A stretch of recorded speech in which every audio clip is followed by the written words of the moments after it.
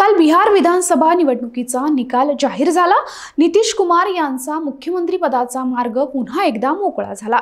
नितीश कुमार हे मागच्या 20 वर्षापासून बिहारचे मुख्यमंत्री आहेत। यंदाच्या विधानसभा निवडणुकीत नितीश कुमार यांच्या नेतृत्वाखाली एनडीए म्हणजेच राष्ट्रीय लोकशाही आघाडीने रेकॉर्ड ब्रेक विजय मिळवलाय। 243 सदस्यांच्या बिहार विधानसभेत एनडीएने 200 पेक्षा जास्त जागा जिंकल्यात। राष्ट्रीय जनता दल काँग्रेस यांच्या महाआघाडीचा दारुण पराभव झालाय। नितीश कुमार पुन्हा एकदा बिहारचे मुख्यमंत्री होतील। पण तुम्हाला हे माहिती आहे का की नितीश कुमार हे विधानसभा निवडणुकीपासून लांब राहतात। नितीश कुमार 1985 ला शेवटचे विधानसभेवर निवडून गेले होते। त्यानंतर नितीश कुमार हे लोकसभेचे खासदार झाले।